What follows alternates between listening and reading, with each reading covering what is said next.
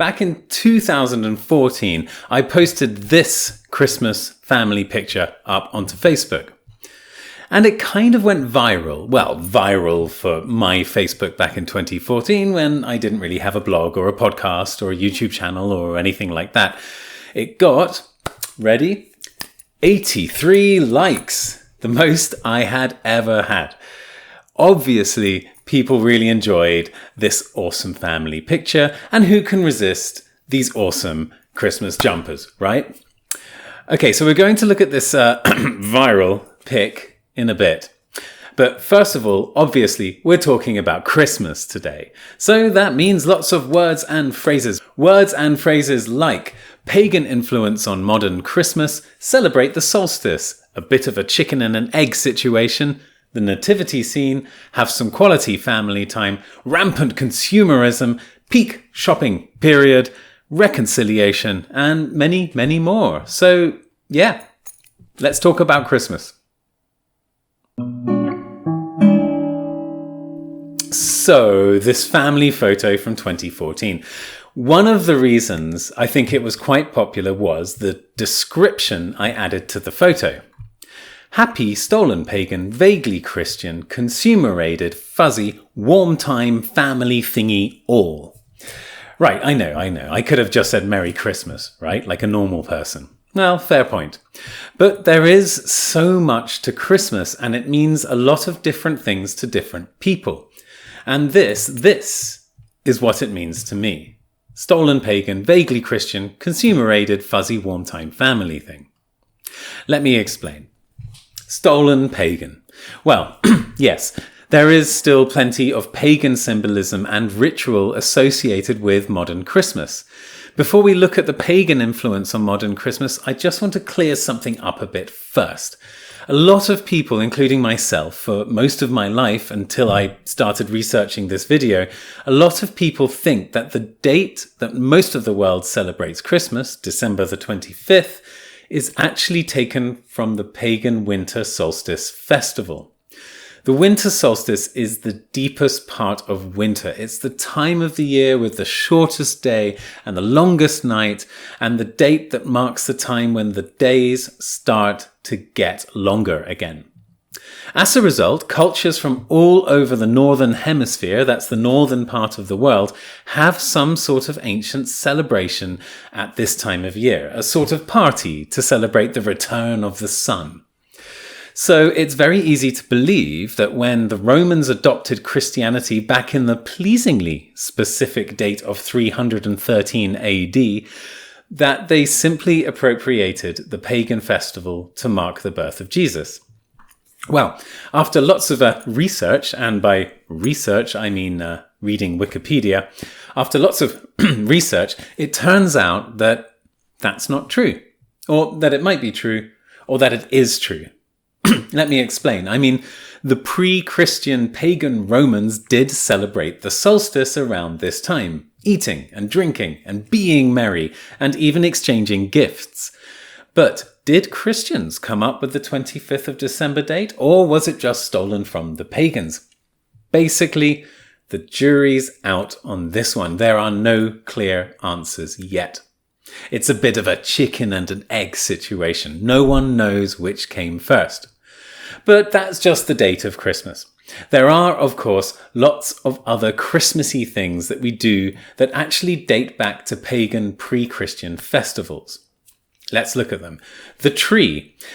It's no surprise that having a nice green tree around during the middle of winter goes back a long way. Way before the Christians, it's believed that people in those cold, windy, northern European countries liked having something green around, to cheer you up. Oh, and also to ward off evil spirits, to chase the winter demons away.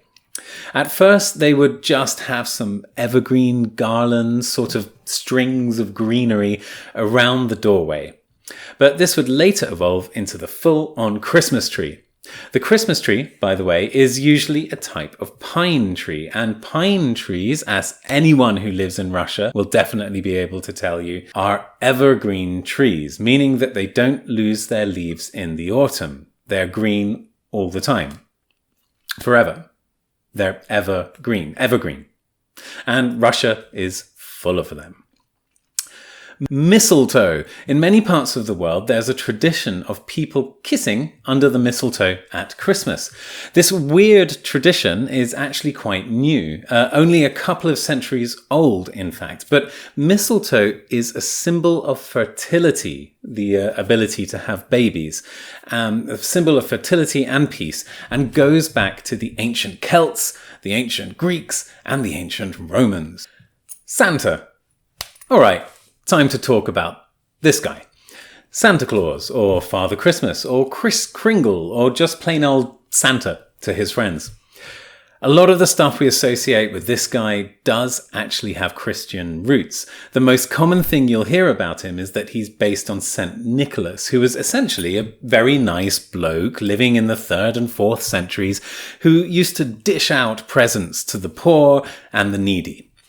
He's also known to have blackmailed children by only giving gifts or presents to those who were well behaved, those who weren't naughty and who didn't do things like fight with their sisters or set fire to cats. We still see this today, with parents saying things like, "Do what you're told," or "Santa won't give you any presents this year." I mean, I don't have kids, but I imagine this is probably a pretty good way of keeping them under control. Nice one, St. Nicholas, the blackmailer of children. But the origins of Santa do, in fact, go back a little further. Apparently, the ancient Norse god Odin, much like Santa, ran a workshop full of elves, known as Odin's men, making small gifts. Coincidence? I think not. It's also possible that the term Father Christmas also came from this Odin character, as he was known as Jolfaur, which means Yule Father, which also kind of means Father Christmas, kind of. Okay, that's stolen pagan. What's next? Vaguely Christian.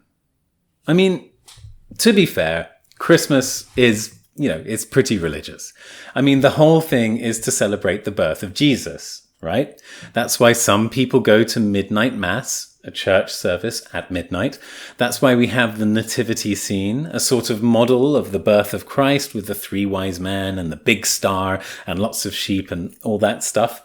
It's also why a lot of schools have nativity plays, where kids perform the nativity, the birth of Jesus, as a sort of amateur theatre production. I mean, Christmas is a strange festival, as it's kind of religious, celebrated by Christians in this case, and also secular, celebrated in a non-religious way. In my family, for example, we have a big meal, exchange gifts, and take the opportunity to spend time together and have some quality family time, without any religion playing a part in it. And it's not just us. In fact, according to a government poll in 2020, 61% of people in the UK said that they celebrate Christmas in a completely secular way. But here's something that makes Christmas even more vaguely Christian. Did you know that in Britain, Christmas was actually banned for a long time for not being Christian enough? Crazy, huh? Yep, during the Middle Ages, that's the period of time between around 500 AD and 1500 AD, Christmas had devolved into a drunken, raucous affair, and in the 17th century was completely outlawed in Britain and Scotland. Yep, Christmas was completely banned in the 1640s by the "I really need to get out more and have some more fun" guy, Oliver Cromwell, when he took over the country, abolished the monarchy, and turned Britain into a republic which lasted for a total of 11 years. This actually led to, and I love this phrase, pro-Christmas riots across the country, which did actually lead to some deaths of up to 40 people. Thankfully, the ban on Christmas didn't last long, and it was reinstated along with the monarchy in 1660. Except in Scotland, which only made Christmas Day a public holiday again in 1958. So yeah, vaguely Christian. What's next? Consumer aided. Okay, What about consumerism? This is a big complaint about Christmas, isn't it? I mean, sure, it's supposed to be about family and friendship, and if you're on the religious side of things, baby Jesus. But in this day and age, during Christmas, there's one thing that stands out more than anything else, and that is rampant consumerism. I mean, in the UK, you start hearing Christmas songs in the supermarkets and shops as early as September. I mean, at least wait for the leaves to fall off the trees, guys. We just finished summer and you want us to think about Christmas now? I mean, it's no surprise that Christmas is by far the biggest time of year for retail, for shopping. Well, at least in countries where it's celebrated. When I moved to Turkey in my 20s, I was pleasantly relieved to see that most people weren't even aware of what date Christmas was. And the billboards, TV ads and shops weren't pushing people to go shopping and buy stuff for Christmas. There was no last minute shopping, no panic buying, just life as normal. But yeah, it is crazy how much shopping goes on at Christmas. Wherever it's widely celebrated, Christmas is the peak shopping period. In the US, up to a quarter of people's annual spending takes place during the holiday season. A quarter. Department stores see a 50% increase in spending between November and December. Bookstores see a 100% increase in spending in the same period. And for jewelry stores, that goes up to 170%. 2 months. 170% increase. People love to shop during Christmas. But we all know that that's not Christmas is really about, right? So let's look at the final part of my Facebook post. Fuzzy warm time family thingy. This is what Christmas is about, right? Quality family time. Catching up with loved ones. Getting back to that basic, simple state of being with your tribe, with your people. But how did we get there? I mean, the birth of Christ, pagan rituals, consumerism, how does this all relate to family? Well, this whole idea about Christmas being a family celebration is actually weirdly new. After Christmas was banned, and then unbanned back in the 17th century, it actually was still looked down on by a lot of society. It still had a reputation for being loud and drunken and raucous, kind of out of control.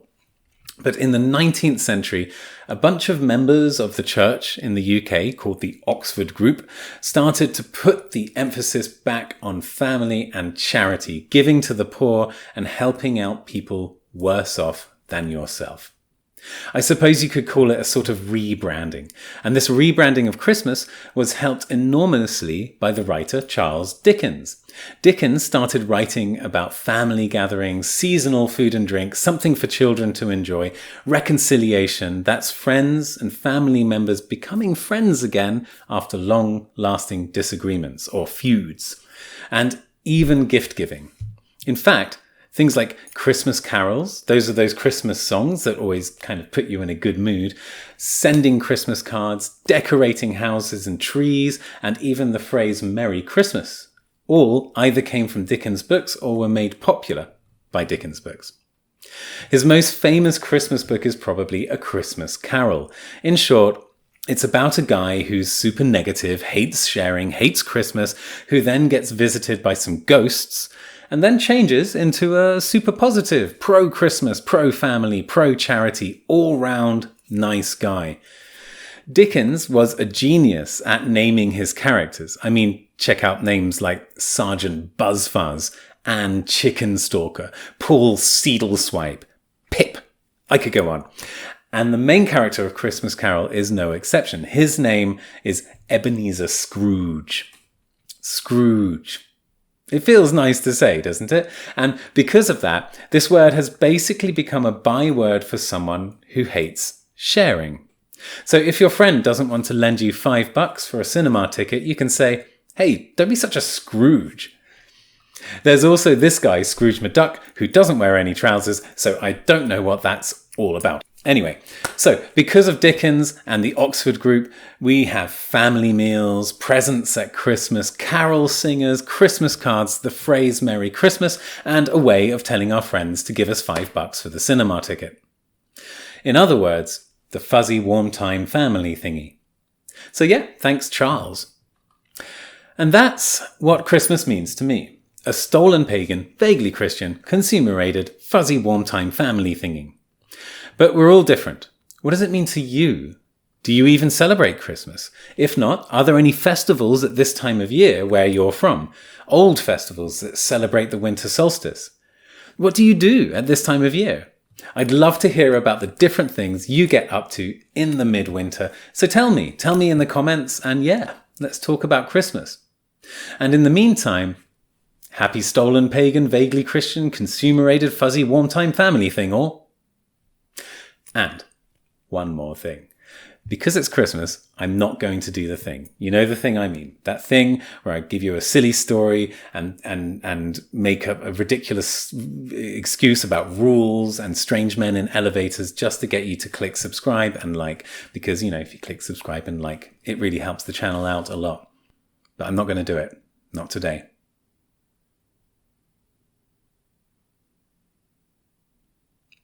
See you next time.